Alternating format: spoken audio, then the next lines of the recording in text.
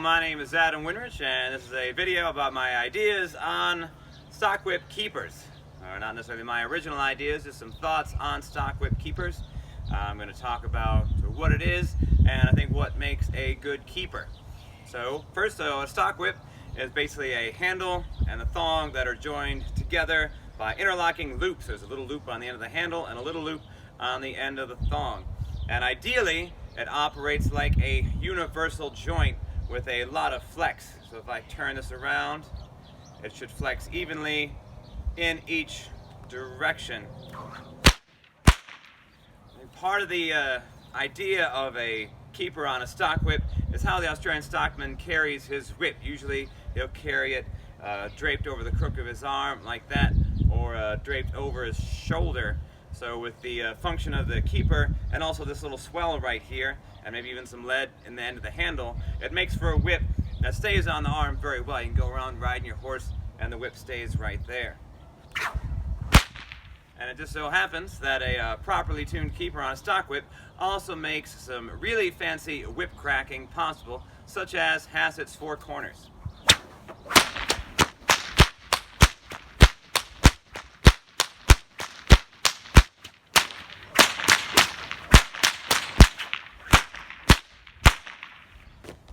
So I've got a few different stock whips showing different types of keepers, and some that I think are good and some that I think aren't so good. I'm going to change the angle of the camera and show them to you now. This first whip I have here is a stock whip by Peter Thorndike. It's got a 32 strand handle and a 24 plat thong. And I think Peter's whip here shows an ideal keeper. See if we can keep that in focus. The main thing I like about it is that the handle keeper is long enough so that way once you put the thong on, the thong keeper starts right at the end of the handle. That's pretty important. Also, the thong keeper is long enough so once you put it through your handle keeper, you can see the knot and the braiding actually start right at the edge of the handle keeper. That's also pretty important.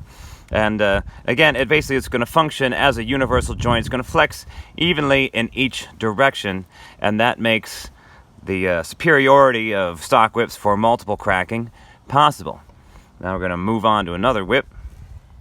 Here's a keeper on an old whip made by an American whip maker named John Sheewey. John made whips between about World War II and 1965, and he studied with Cecil Henderson in Sydney. So he definitely has a very bulky Henderson-style keeper on his whip. And you can see there's a lot of layers of leather in there. Part of the reason is because the whip is just it's so massive. This is a 10-foot stock whip with a 16 plat thong. So he's put a lot of leather into that keeper. Probably too much. And actually even a 10-foot stock whip like this, when it comes to doing cracks with it, you're just as well off having a bull whip as you are having a stock whip as far as like what cracks it's able to do. Here's an example of a keeper from Australia. This is a plaited keeper with a solid hide sort of inside liner of a keeper. And this one I'd say is a little bit too tight. This would pretty much be an example of especially the thong keeper is a little bulky, and I would say the handle keeper is a little short. If the handle keeper were longer, you would see that the start of the braiding, which is right here, could pass all the way through and start on the other side of the keeper. Here's a traditional Australian red hide stock whip, and this one has got pretty good flex to it. In part, there's only a single thickness of kangaroo hide making this keeper, and then it was folded over to make two thicknesses where it passes right here. And this one's got pretty good flex and also good for carrying on the arm. This is a nylon stock whip that I made from 275 parachute cord, and you can look at the keeper. You can see I've made it so that way, in this case, the thong keeper actually rides just maybe like almost an eighth of an inch off the end of the wood of the handle, and I've tried to make the thong keeper long enough so that way the braiding starts right as the thong pokes out of the handle keeper. I've also gone and folded over the top of the handle keeper to try to make this sort of keeper juncture a little bit more streamlined. Here's a keeper on a whip that I use a whole lot. This is a Simon Martin Whip-A-Lace whip. And with this whip, you can see, you look at the keeper, again you can see where it flexes, that the thong keeper is riding maybe also 1/8 of an inch off the end of the handle, so that gives it more flex. And this is what whip I use a lot. Here's a whip, a stock whip that uses both leather and nylon in its construction. So this is a stock whip designed by Gordy Peer of Florida, and it has a deer hide keeper on the handle and then the nylon keeper for the nylon thong on there. This happens to be an 8-footer, and again you can see a lot of good flex in there. And one thing I should point out about keepers is that you kind of want the keeper on the handle to take more flex than the keeper on the thong, because it is much easier to replace the keeper on the handle. To replace this keeper would be a little bit of a hassle. I just have to take off all the grapevine lashing and the old keeper and bind on a new one, and then I'd have my choice of possibly replacing the grapevine lashing.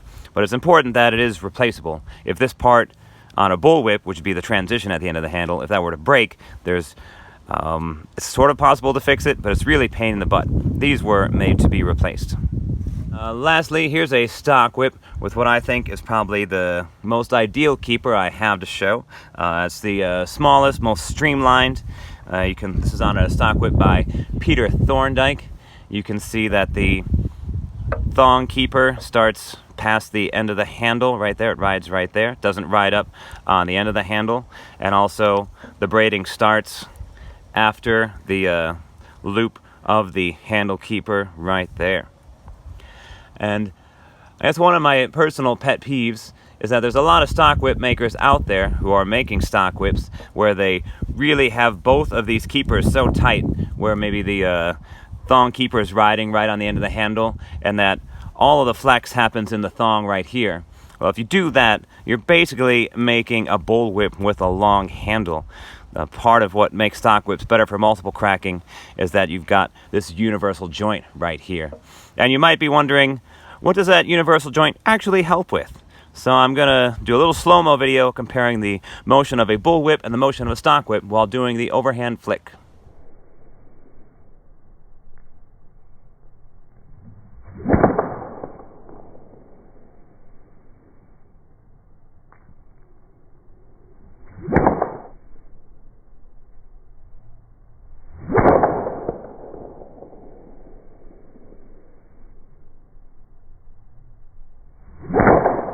So what you should see in that video is that when the bullwhip travels out to do something like the forward flick, you can't actually throw directly from the end of the handle. Kind of the loop starts basically in this whole curve right here. So you're throwing the whip from a whole sort of transition area of about this long from the whip. So to me, it makes it a little bit tougher to control the motion. And also you can see when the whip comes back around, this whole area of the whip has to flex for the whip to come back around to do another crack. However, when you use the stock whip, when the stock whip comes around, it throws more directly right from the end of the handle. So there's a lot more flex in one specific point, which helps it be more precise. And also, when the whip comes back around, you can see it just rolls right from that keeper and comes back around, making that cracker a lot easier to repeat quickly, or make that crack easier to repeat quickly. So again, to sum up my thoughts about keepers, some things I'd recommend: it should act like a universal joint. You don't want it too bulky. The thong keeper should start just past the end of the handle. Once you fit them together, the thong keeper should be long enough so that way the braiding actually starts just past the end of the loop on the handle keeper.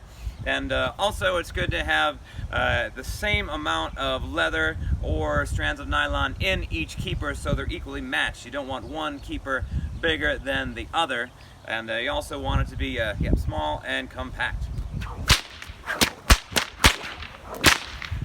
Well, I know it's kind of a long video, and maybe for some of you more detailed about stock whips than you'd want to know. If you have any other questions, comments, or concerns, you can leave them in the comments. My name is Adam Winrich. Thanks for watching.